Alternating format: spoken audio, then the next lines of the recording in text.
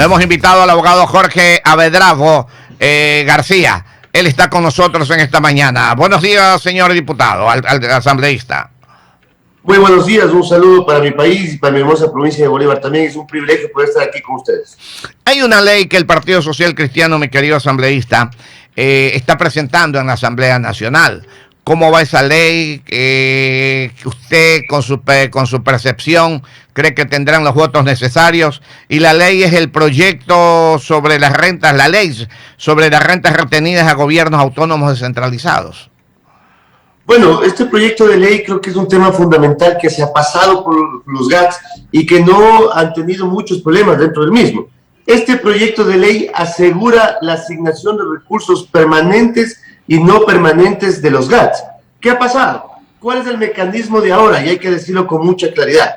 El mecanismo de ahora es que de la cuenta única del Tesoro se asigna al Ministerio de Finanzas y a discreción de esta entidad empiezan a repartir los recursos. ¿Qué pasó dentro de la pandemia? Hay que recordarle con hechos.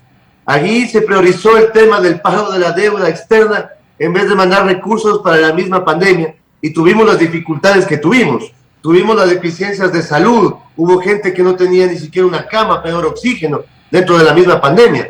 ¿Qué queremos nosotros dentro de ello?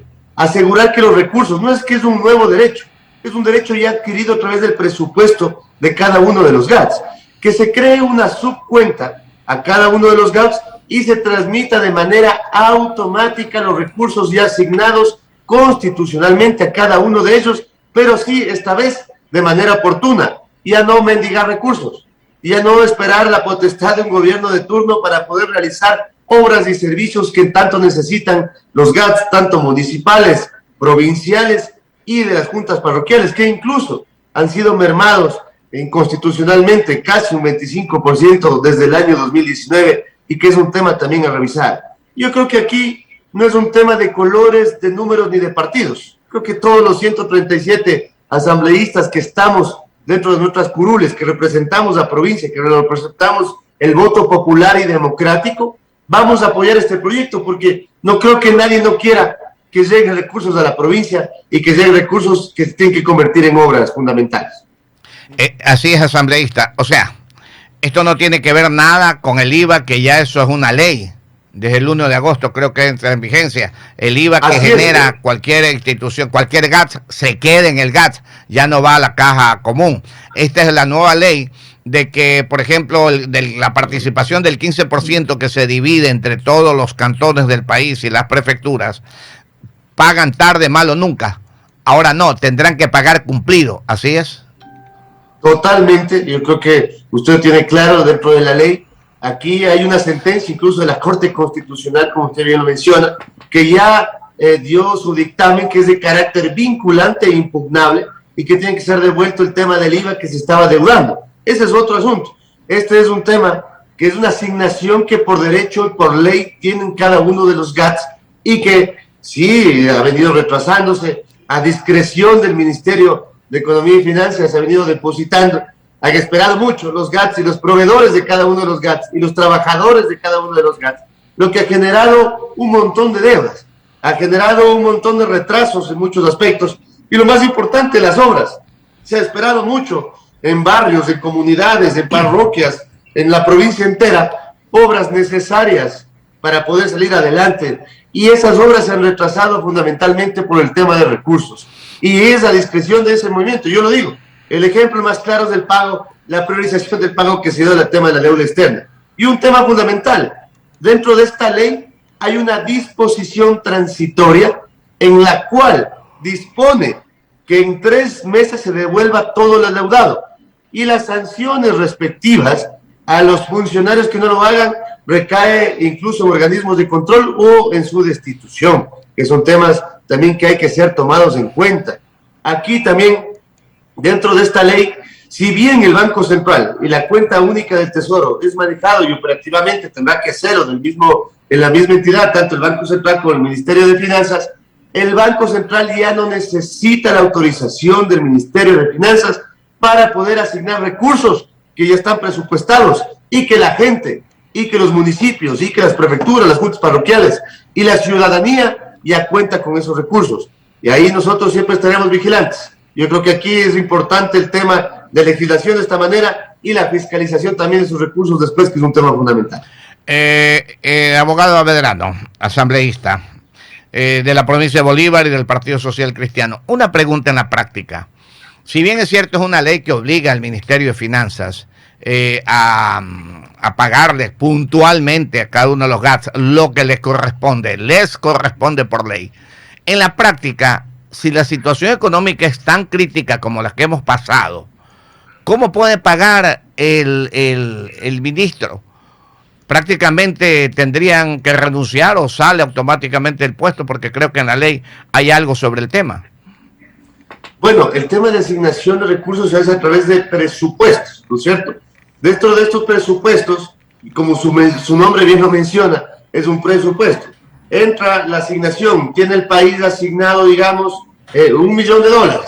De ese $1 millón tiene que estar destinado el 10%, que en este caso sería $100,000 al tema de municipios.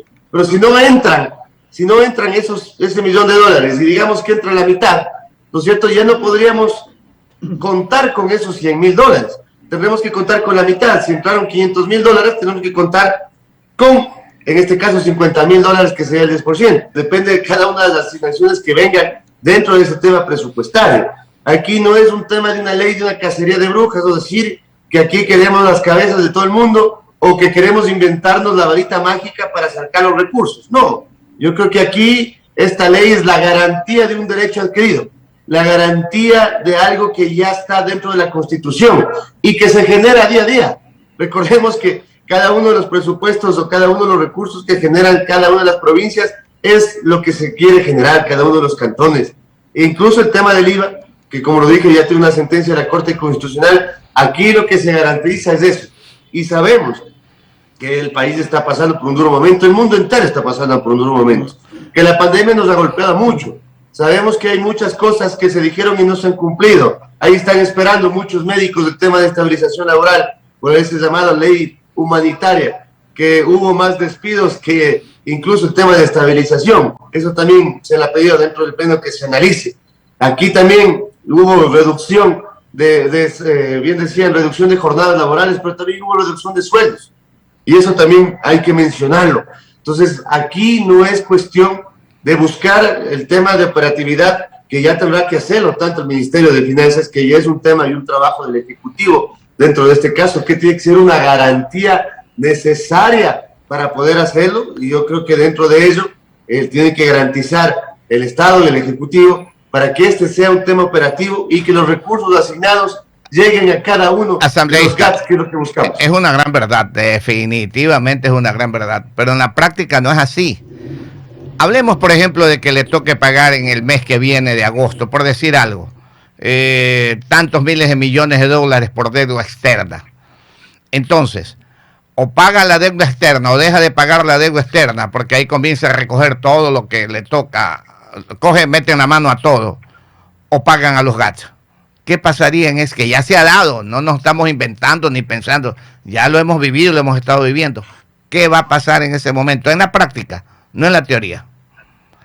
Bueno, es que hay que decirlo, ya no podemos permitir que se siga metiendo mano a los recursos de cada uno de los GATS, es que aquí hay que entender, no es que se dice que aquí le están debiendo, por ejemplo, el municipio de Guayaquil, no le deben al municipio de Guayaquil, le deben a los guayaquileños. No es que le estoy debiendo a la prefectura del Guayas, no. No, eso, estoy debiendo a la asambleísta, es verdad, eso lo entendemos, definitivamente, pero veamos en la práctica. Es lo mismo, por ejemplo, en las empresas hoy por hoy. O paga el seguro social y deja de pagar al personal por unos días, o el seguro social lo agarra del cuello. Anteriormente. Por eso, hoy el gobierno tiene que garantizar eso. Hoy el gobierno tiene que trabajar. Ya, pero en la práctica, sí, tiene que pagar la deuda externa, por decirle algo, tantos millones de dólares. Tiene que pagar. No hay, porque el petróleo, mire que ahora comenzó a bajar el petróleo nuevamente, por todos los gastos que tiene. Entonces, o atiendo a todos los municipios y quedo mal con la deuda externa, o pago la deuda externa o pago los municipios, que es lo que ha estado pasando. Bueno, aquí el anterior gobierno priorizó el pago de la deuda externa y hubiese priorizado el tema de pandemia. Si es que aquí tengo que priorizar el tema del trabajo que tiene que hacerse en cada uno de los GATS, o el trabajo de algunas deudas que tengamos a nivel internacional o nacional, hay que tema priorizar, pero sí el gobierno lo que tiene que garantizar es el tema de recursos. ¿Cómo hacerlo? Lo está haciendo bien en el tema de vacunación, que es un tema fundamental. Hoy la gente se está vacunando, está asistiendo, ha mejorado ese sistema, hay hitos históricos en el tema de vacunación, y posterior a eso el tema de reactivación económica. ¿Cómo reactivar la economía? Con políticas públicas efectivas, con cosas que valgan la pena, créditos de bajos tasas de interés, el tema de deudas que hubo de algunos agricultores. Yo creo que desde ahí nace la necesidad de buscar esos recursos necesarios para no poder perjudicar, porque es un perjuicio.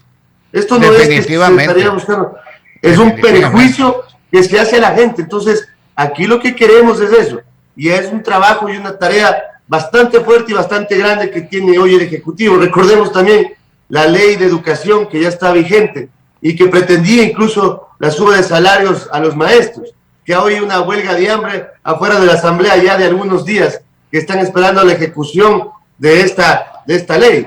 Estos también han adquirido nuevos derechos, nuevas expresiones, que es bueno. Yo creo que siempre hay que reconocer el trabajo que se hace. Hablaban incluso el tema de la ley humanitaria, de los héroes sin capa, de los médicos, enfermeros, enfermeras, personal de salud, y ahora nos estamos olvidando, y hoy están saliendo de su trabajo. La pandemia sigue, yo sé que la crisis económica también sigue, pero para eso también pudimos elegir un gobierno que realmente vaya a garantizar eso, y así esperamos, como ciudadanos, y obviamente como legisladores también estaremos vigilantes que se pase. Hay esperanzas definitivamente. 12 para las 8 para finalizar, asambleísta. Estamos conversando con el asambleísta abogado Jorge Adelano García, de la provincia de Bolívar y del Partido Social Cristiano. La consulta popular sobre la eliminación del Consejo de Participación Ciudadana. ¿Qué comentario le merece esto? ¿Y qué comentarios más o menos dentro del corrillo legislativo se escucha, mi querido abogado, para finalizar? Bueno, el Partido Social Cristiano y la bancada del Partido Social Cristiano siempre ha estado de acuerdo con la eliminación del Consejo de Participación Ciudadana, porque desnaturaliza las funciones del Estado. Pero mientras existe este Consejo de Participación Ciudadana, hay que respetar la institucionalidad del mismo.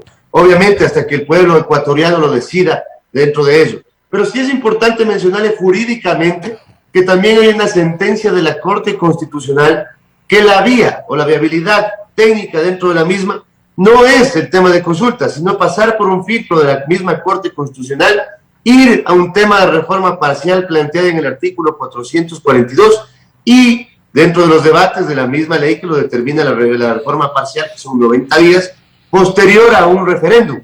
Eso es lo que determina la misma sentencia de la Corte Constitucional, como usted bien lo mencionó antes también, que es de carácter vinculante e impugnable.